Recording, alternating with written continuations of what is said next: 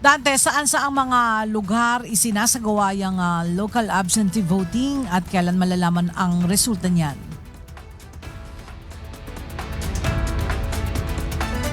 Hawak na datos o kung saan sa mga lugar ito isinasagawa. Pero batay sa nakuha nating information, mayroon dyan sa Camp Crame at mayroon sa Camp Aguinaldo. Ibig sabihin sa mga lugar ito, Ella, na may mga government agency na nag-avail nitong local absentee voting. Inaasahan din natin, mayroon dyan sa Department of Education at gayon din sa Philippine Coast Guard.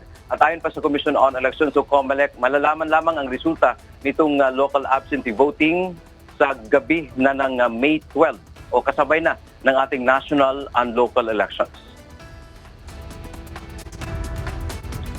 Pwede nang bumoto simula ngayong araw ang lahat ng naaprobahan na makaboto sa local absentee voting o LAV. At tatagal ito, Ella, hanggang sa Wednesday, April 30. Sa ilalim ng batas, ito ay para sa ating mga kababayan na hindi maaaring iwan ang kanilang trabaho sa araw mismo ng halalan sa May 12. Dito sa Palacio del Gobernador, ang voting center ng mga empleyado ng Commission on Elections. Ayon kay Chairman George Erwin Garcia, ito yung unang pagkakataon na ginawa nilang automated ang local absentee voting.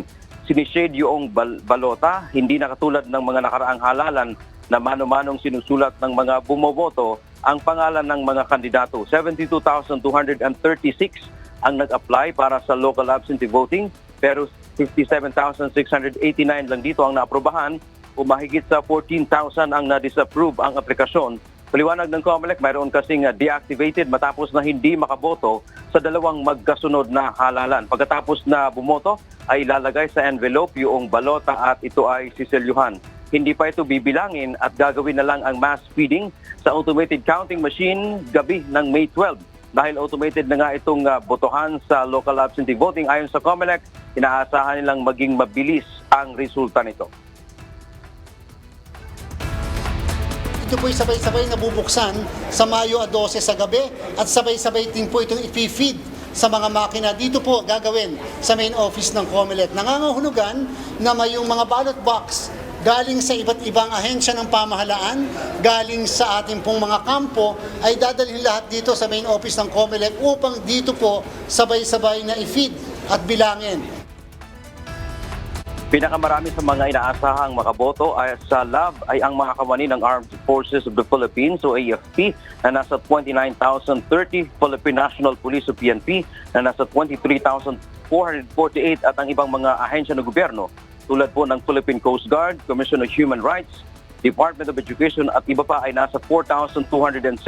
May mga kasamahan din tayo sa media na nasa 1,005 ang inaasahang pwedeng bumoto. Sa mga kawani ng media dito sa National Capital Region ay sa tanggapan ng Regional Director ng COMELEC dyan sa San Juan City.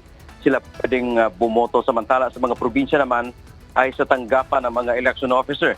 Ang ibang mga ahensya ng gobyerno ay sa kanilang mga opisina na sila pwedeng bumoto tulad ng AFP, PNP at iba pang mga government agency. Ella, ang isa sa sabi natin kakaiba dito sa local absentee voting ay hindi na lalagyan ng ink yung ating mga daliri. Di tulad noong kung boboto tayo doon talaga sa May 12 ay magkakaroon ng ink. Pero tinitiyak naman ng COMELEC safe yung boto, yung mga balota ng ating mga kababayan na boboto po dito sa local absentee voting. Kaya hinikayat ni Chairman George Erwin Garcia ang lahat ng mga kasama dito sa lab ay magtungo na sa iba't ibang mga tanggapan ng gobyerno kung saan kayo pwedeng bumoto at sa mga kawani naman ng media dito sa National Capital Region kapag dito tayo naka-assign. Yan ang ating update mula dito sa COMELEC Main Office. Balik sa iyo, Ella. Maraming salamat, Dante Amento.